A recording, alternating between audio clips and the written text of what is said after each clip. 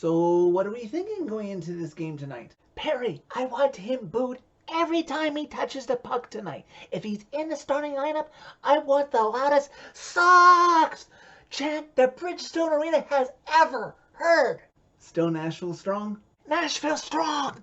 Everybody's hands go up. Way up! I mean way up for the entire city of Nashville as the Nashville Predators defeat the Dallas Stars by a score of 2-0. For the first time since April 15th, 2019, that's just about a month and 10 days shy of a year, the Preds defeat the Dallas Stars in a game that means something.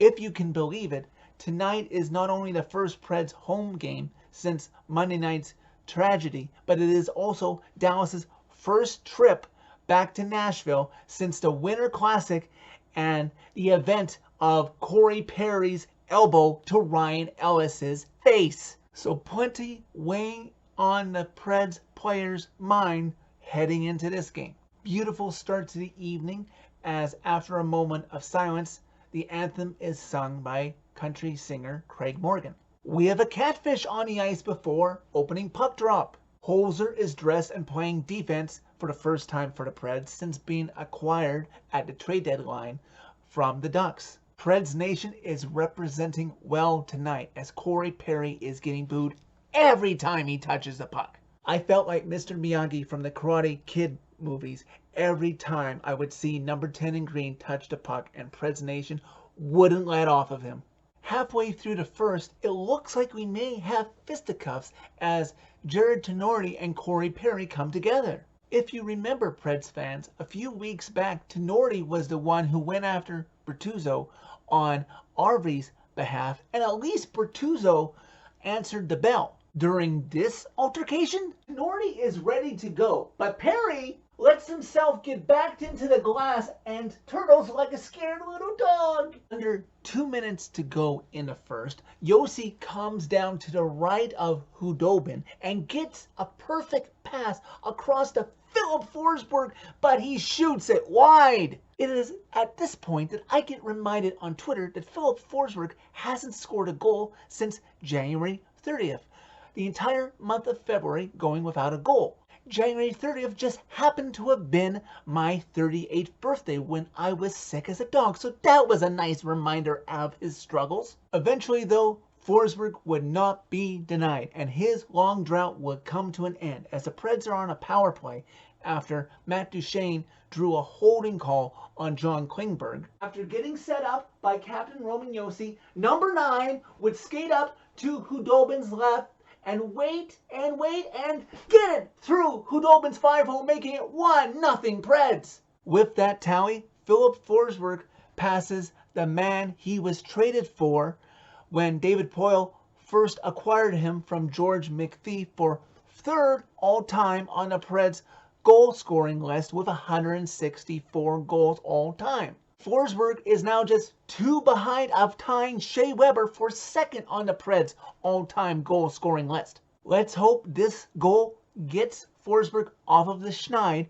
and he can get comfortably into second place all-time before the end of the regular season. Preds remain ahead 1-0 of the Dallas Stars after the first period. Halfway through the second period, the Preds would take an offensive zone penalty as Arvidsson is called for interference.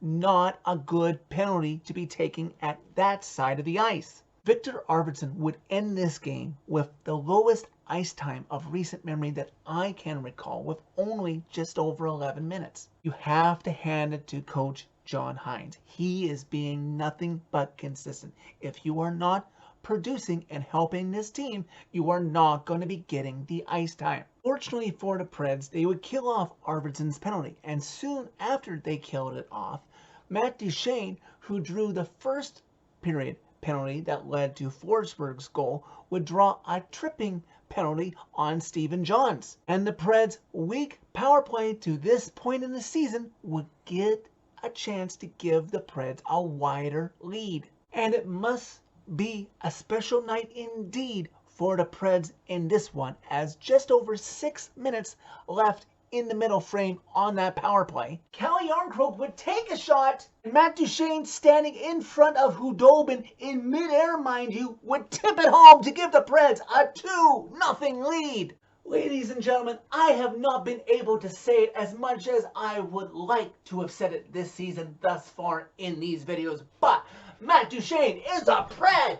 2 goals tonight, both of them on the power play, both from big money players on the roster. Who knew? Preds would finish the second period still up by 2. Now, can they get through the final 20 relatively unscathed and get the all-important 2 points in this one? In the third period, the Preds defense is standing strong and letting Saros see everything that is coming toward him, and Saros is returning the favor and not letting the Stars get a goal. Saros at one end stifling every member on the ice who wears a speck of green, and the Preds at the other end trying to get that insurance goal. The Preds are not showing any quit, trying to get that W for the city of Nashville that they so rightfully deserve after the week that they have had. Standing O with 9:37 left to go in the third period as the fans are chanting for their boys in gold. The Stars would pull Khudobin with just over 3 minutes left to go in regulation. Unfortunately, it does mean that they can't use their timeout, but with the cushion of a 2-goal lead, the Preds do take advantage of icing the puck a few times, trying to kill off the remainder of the clock.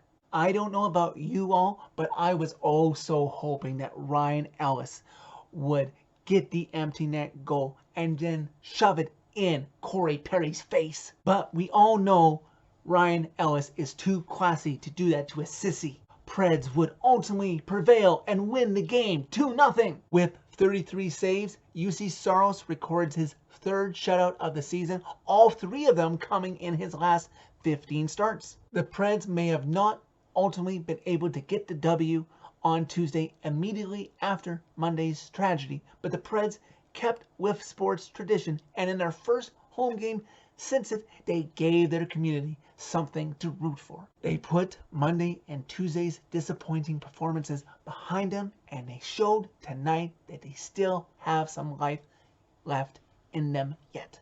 It would have been nice if Perry had answered the bell for what he did on New Year's Day, but he didn't. But the more important thing is the boys in gold got the W, and that is what is important tonight.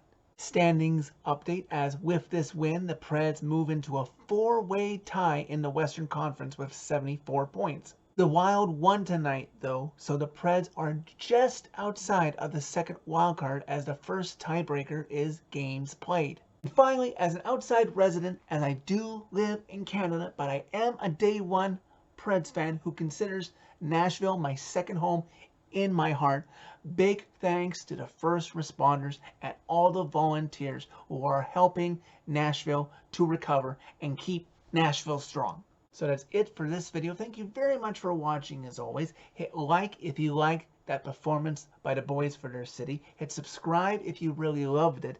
You can find my social media by clicking on the channel name. For helping the city forget, if just for 2.5 hours, Preds players, thank you.